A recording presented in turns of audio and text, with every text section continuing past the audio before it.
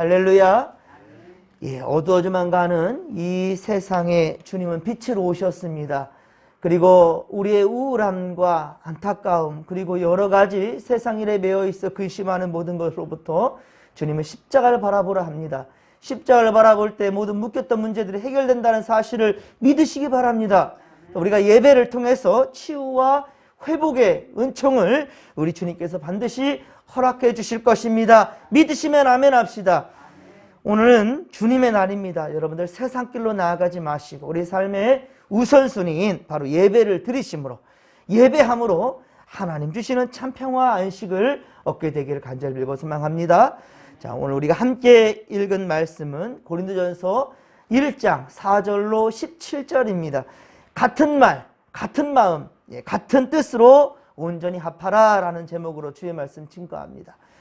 바울은 먼저 고린도 교인들에게 문안 인사를 하였고요. 그리고 고린도 교인이 받은 풍성한 은혜로 말미암아 하나님께 감사한다고 말합니다. 그리고 여러분들은 한번 생각해 보십시오. 여러분들은 성도들이 하나님의 은혜 가운데 풍성한 복을 받고 누린다는 것. 아니, 여러분들이 아니라 여러분 함께 하는 자들이 예수를 잘 믿어서 복을 받을 때 여러분 어떻습니까? 본인의 일처럼 정말 기뻐하십니까? 아, 잘 되었네 라는 말에서 끝나는 것이 아니라 정말로 여러분의 일처럼 그렇게 기뻐하십니까? 주를 믿는 성도라면 그래야 됩니다. 예, 우리 믿음의 권속들 중에 예수 잘 믿다가 참 좋은 일들이 있다. 하나님의 기쁨이 된다. 우리 진목교회 영적인 성장을 이루는데 아주 귀한 그러한 성도가 되고 있다라고 한다면 여러분들 정말로 여러분들의 그 일 이상으로 기뻐할 수 있는 것, 이게 진정 성도의 모습이란 말입니다. 여러분, 바울은요 고린도 교회 성도들이 은혜가 충만하고 그리고 모든 언변과 지식도 풍부하여 은사에도 부족함이 없다고 하죠. 우리 7절, 그렇죠? 모든 은사에도 부족함이 없어요. 그리고 오직 예수님의 재림의 때를 감사함 가운데 기다리는 그런 성도들을 축복하고 있습니다. 8절을 보십시오. 우리 8절 말씀을 우리 같이 한번 읽겠습니다. 오늘 보면 8절입니다.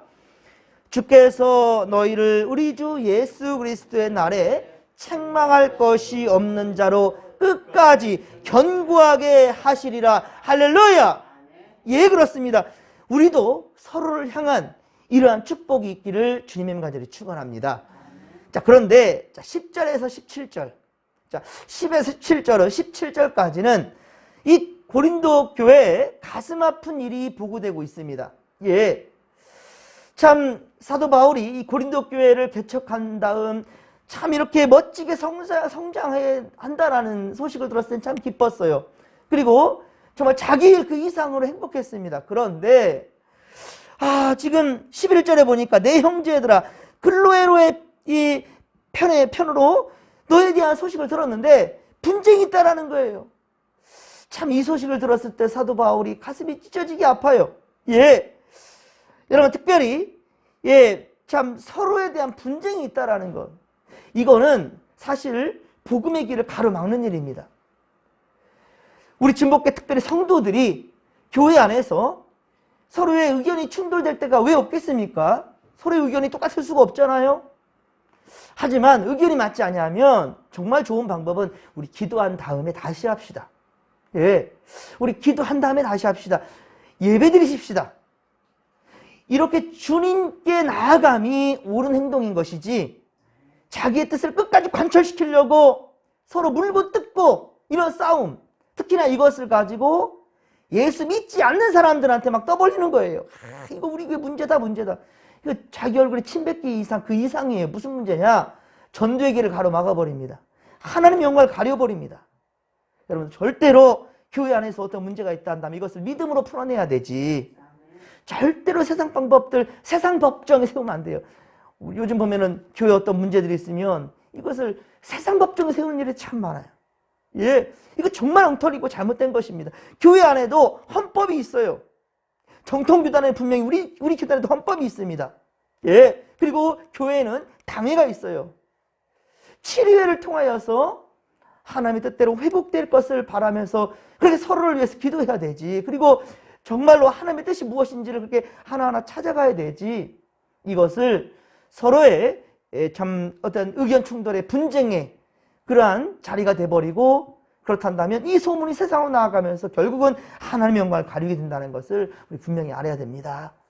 10절에 보면 형제들, 자, 형제들이라는 호칭을 자 이렇게 쓰고 있는데요. 이건 참으로 겸손한 그러한 호칭이고요. 그리고 이것을 통해서 너와 나는 다른 이가 아니다라는 거예요.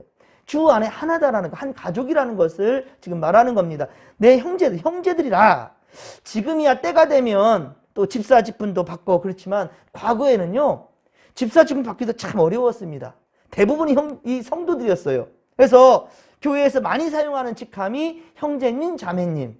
네, 우리 오랫동안 신앙생활 하신 분들은 다 아실 거예요. 형제님, 자매님 이렇게 우리가 호칭을 하는데, 최근에는 이 호칭이 좀 촌스러워 보이고 좀 그렇게 좀 이게 뭐랄까 불편하게 보여지는 이 시대에 맞지 않는 말처럼 여겨지기 때문에 집사 직분 외에는 좀 통일적으로 성도님 이렇게 통일시키고 있지만요, 사실은 형제님, 자매님이라는 거는 너와 내가 다른 이가 아니다라는 것을 의미하는 참 좋은 말이거든요. 물론 성도라는 것도 하나님 나라의 백성이라는 거니까, 거룩한 무리라니까 좋은 말이긴 하지만, 그렇습니다. 하지만 교회의 직분자들이 어떤 성도라는 말 들으면 왠지 기분 나빠해요. 예. 세가족이 왔어요. 제대로 잘 모르니까. 근데 권사님인데도 불구하고 성도님 뭐 이런단 말이에요. 그냥 목사님이 성도님 하니까 자기한테. 그러니까 다른 분 다 그런 줄 알고, 예, 이 새로 오신 세가족이 이제 막 신앙을 시작한 그런 성도님이 이 권사님한테 성도님 했단 말이에요. 왜? 목사님이 나중에 성도라고 부르니까. 기분 나빠하는 거예요. 왜 그게 기분 나쁠 일입니까? 예. 하나님 나라 가서도 권사, 장로, 목사라고 목에 힘주고 그렇게 있을 겁니까? 말이 안 되는 거예요. 예. 그래서 사실 이 한국교회에 망치는 것 중에 하나가 너무 직분을 쉽게 줘버린다라는 거. 이 문제거든요. 직분이 중하면 중할수록 우리는 더욱더 겸손해야 됩니다. 할렐루야.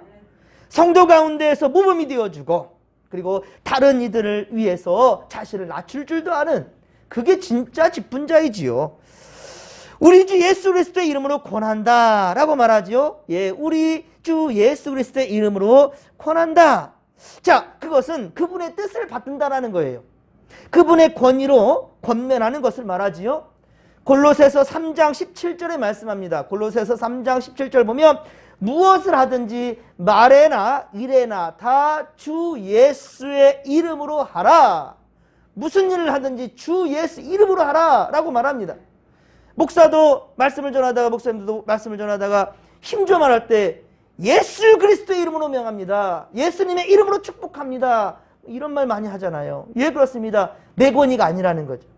주님의 권위라는 것이죠. 주의 이름의 권위가 있습니다. 그래서 우리 기도할 때도 항상 예수님의 이름으로 기도합니다. 여기에 하나님의 능력이 나타나는 것이고 악한 영들이 벌벌 떤다는 사실을 여러분들 믿으시기 바랍니다. 베드로전서 4장 11절, 베드로전서 4장 11절에 말씀합니다. 만일 누가 말하려면 하나님의 말씀을 하는 것 같이 하고, 누가 봉사하려면 하나님이 공급하시는 힘으로 하는 것 같이 하라. 할렐루야. 예, 그렇습니다. 그럼 자, 바울은 고린도 교회에 무엇을 권면하였습니까? 10절 중반절을 우리 함께 한번 읽겠습니다. 10절 중반절입니다. 모두가 같은 말을 하고 너희 가운데 분쟁이 없이 같은 마음과 같은 뜻으로 온전히 합하라. 아멘. 그렇습니다. 바울은요, 이 일치된 마음과 생각과 그리고 말을 가지라고 권면하고 있는 거예요. 말이 서로 일치하지 않는다는 것은 생각과 마음이 불일치한다는 것이죠. 여기에서 불신과 분쟁이 일어나기 시작하는 겁니다. 물론 각자의 생각이 다를 수는 있습니다. 예, 하지만 여기서 말하는 것은요, 예, 서로의 생각을 인정하지 말라는 것이 아니라 같은 진리에 대해서 다른 말을 해서는 안 된다는 거예요. 예, 성경 말씀에 분명한 기준이 돼야 되는데 이것을 벗어난 다른 말, 엉뚱한 말 하지 말라는 거예요. 예, 분명히 말씀 전할 때도 이 시간 다른 목사가 지금 여러 명 서가지고 말씀 전하지 않잖아요.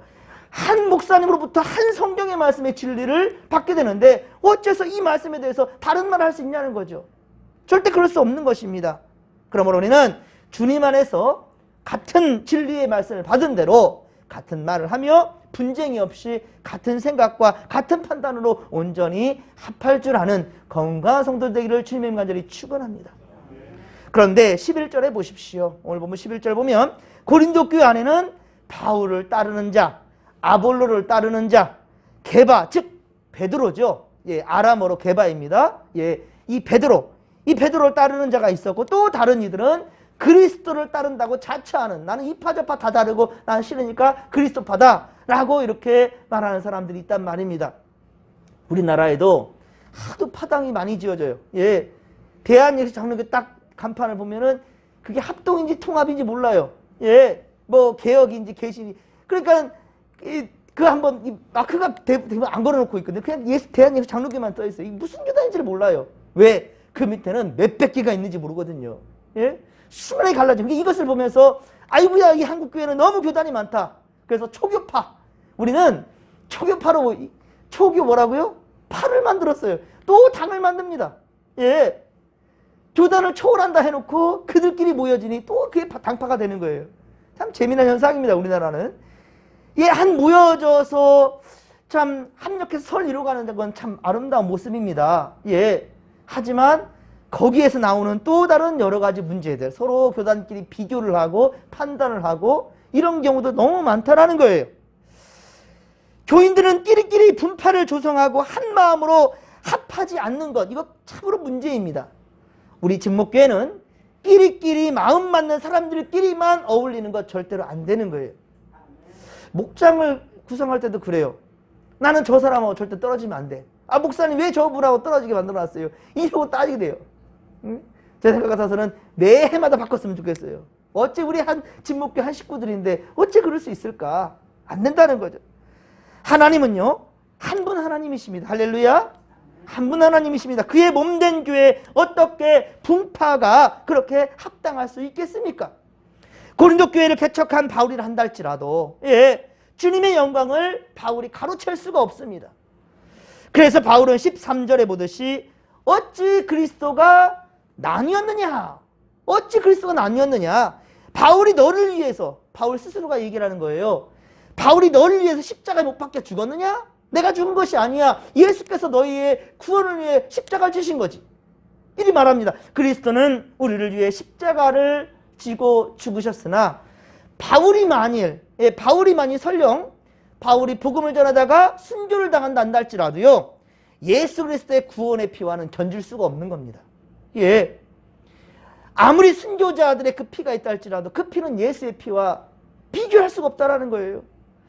바울도 이러할진대 우리 모두는 주 안에서 더욱더 겸손히 서로 복종하며 서로 사랑하라라는 주님의 명령에 이 세 계명을 우리는 받들어야 된다라는 것이죠. 분쟁과 분열은 주님 앞에 죄악입니다. 절대로 주님께서는 분열되는 것, 서로 물고 뜯는 것 절대 원치 않으십니다. 교회는 언제나 일치와 단합을 보여야 될 그러한 책임과 의무가 있다는 것을 절대로 잊어서는 안 될 것입니다.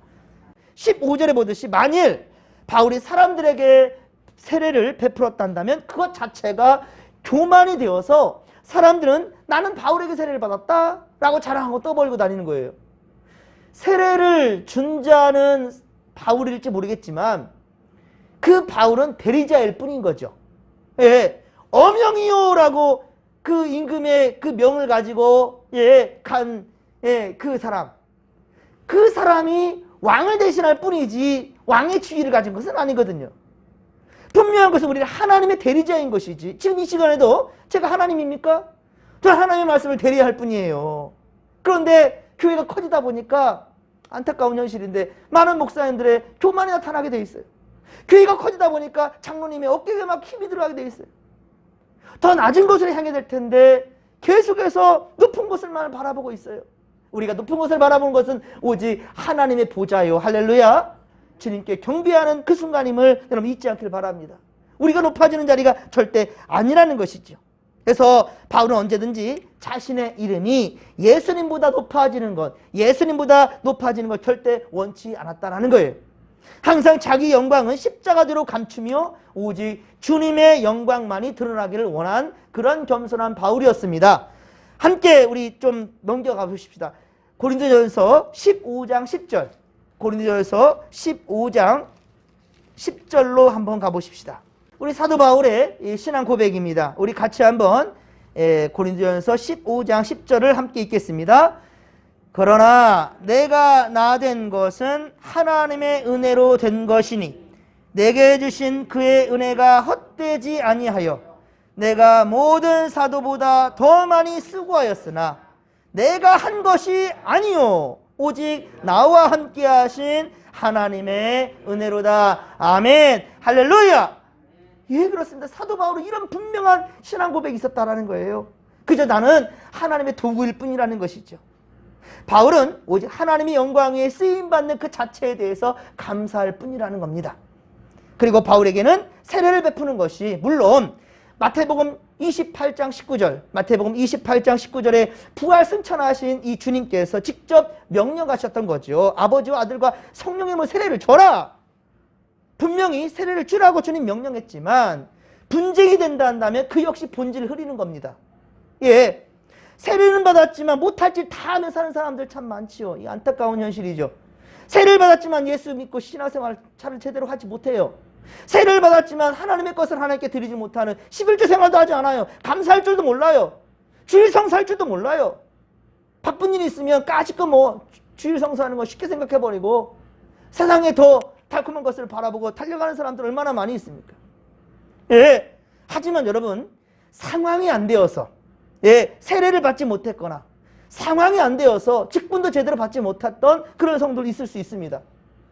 하지만 최선을 다해 교회 봉사하고 믿음 생활을 한다 한다면 세례 받고 엉뚱하게 신앙생활 하는 사람과 신앙생활 제대로 하지 않는 사람과 세례도 받지 못했지만 최선을 다해서 직분 받지 못했지만 정말로 장로 그 이상으로 목사 그 이상으로 아니 정말 교회를 가장 사랑하는 마음으로 헌신하고 수고한다면 과연 세례 받은 자와 받지 않은 자 어느 누구를 하나님께서 기뻐하시겠습니까? 그래서 고린도전서 7장 19절 앞으로 또 보겠지만요. 고린도전서 7장 19절에 보면 할례 받는 것, 이 세례를 말합니다. 할례 받는 것도 아무것도 아니요 할례 받지 아니한 것도 아무것도 아니로되 오직 하나님의 계명을 지킬 따름이니라. 그리고 갈라디아서 6장 15절, 갈라디아서 6장 15절 보면 할례나 무할례가 아무것도 아니로되 오직 새로 지으심을 받는 것만이 중요하니라. 할렐루야. 예, 그렇습니다. 구원의 본질적인 것은 오직 복음신앙이라는 거예요. 복음을 믿는 자는 구원을 얻고 복음을 믿지 않는 자는 바로 멸망을 당한다는 것이 진리입니다. 예수 천당 불신지요. 여러분, 예수 천당 불신지요. 이게 뭔 말인가? 아이고, 과거 옛날 말인데 아닙니다. 여러분들 100년 전이나 1000년 전이나 지금이나 똑같은 진리입니다. 예수를 믿는 자가 바로 갈 곳이 천국이고요. 불신자는 지옥으로 갈 뿐입니다. 예나 지금이나 절대로 편치 않는 진리라는 거예요. 사도 바울은 말에 능한 지식이 있음에도 불구하고 복음을 전하되 말에 지혜로 하지 아니하였다라고 17절에 지금 밝히고 있습니다. 예, 지혜로운 자였습니다. 사도 바울은 지금으로 본다 한다면 서울대 수석 합격자나 다름없어요. 졸업자나. 그런데 지금 사도 바울은 뭐라 합니까? 말에 지혜로 하지 아니했다. 말에 지혜로 하지 않았다. 그리스도의 십자가가 헛되지 않게 하기 위함이다 라고 밝히고 있습니다. 만일 인간적인 지혜였단다면 바울이라 하여도 자기가 높아지려는 교만이 생길 수밖에 없었겠죠. 왜? 내가 한 거니까. 예. 인간적인 지혜였단다면 사도 바울도 인간적인 교만이 그렇게 높아질 수밖에 없어요. 하지만 스스로 지금 경계하고 있습니다. 여러분, 오늘은 주님의 날입니다. 예, 코람데오 하나님 앞에서 예배함으로 한 주간 여러분들 살아갈 때에 내 힘과 내 뜻이 아니라 오직 주님 주신 힘과 능력으로, 할렐루야, 내 힘과 내 능력과 내 의지가 아니라 주님의 말씀과 그 힘과 능력으로 승리하는 이 한 주간 되기를 주님의 간절히 축원합니다. 주께서 우리와 함께 하실 것입니다. 나를 내려놓고 내 생각 내려놓고 오직 주의 말씀 받들면서 겸손히 하나님께 예배하는 자, 그 자를 주님께서 집중할 것입니다. 그 자에게 주님께서 큰 은사와 역사를 나타낸다는 사실을 믿으시기 바랍니다. 같은 말을 하며 같은 뜻을 가지고 우리 온전히 합할 줄 아는 믿음의 거석들이 다 되기를 주님의 간절히 축원합니다. 축원합니다. 주여 삼참 부르며 기도하며 나갑니다. 주여, 주여, 주여. 살아계신 하나님 아버지, 고맙고 감사를 드립니다.